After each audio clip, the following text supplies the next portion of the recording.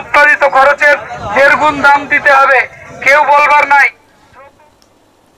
শ্রমকোট বাতিল, শ্রমিকের মজুরি বৃদ্ধি, দ্রব্যমূল্য বৃদ্ধি রোধ, কৃষকের ফসলের ন্যূনতম সহায়ক মূল্য নির্ধারণের জন্য আইন প্রণয়ন, শ্রমিকদের সামাজিক সুরক্ষা সহ 17 দফা দাবিতে আগামী 9 জুলাই দেশব্যাপী সাধারণ ধর্মঘট।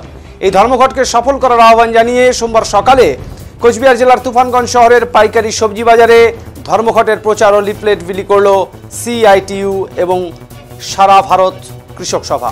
এদিন সকলের কাছে আবেদন করা হলো 364 দিন ভালো থাকার জন্য স্বৈরাচারী এবং জনবিরোধী সরকারের নীতির বিরুদ্ধে একটা দিন সকলকে ধর্মঘটে সামিল হওয়ার বলে জানান সিআইটিইউ নেতা অসীম সাহা। সেই জায়গায় দাঁড়িয়ে আগামী বুধবার সারা ভারত 24 ঘন্টার সাধারণ ধর্মঘট।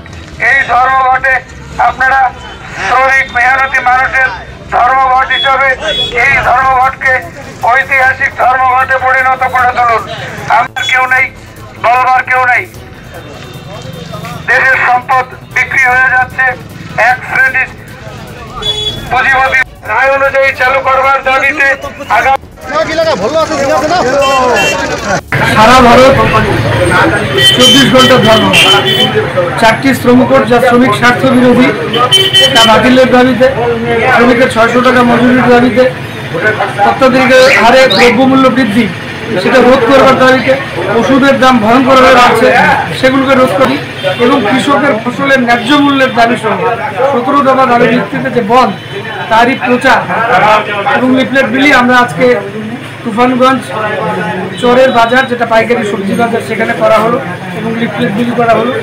আবেদন করলাম 364 দিন ভালো থাকবার জন্য স্বৈরাচারী এবং জনবিরোধী নীতির বিরুদ্ধে, সরকারি নীতির বিরুদ্ধে একটা দিন বন্ধ রাখবার জন্য, ধর্মঘট সফল করবার জন্য আমরা ব্যবসায়ীদের, সবজি ব্যবসায়ীদের এবং সেখানকার কৃষকদের আমরা আবেদন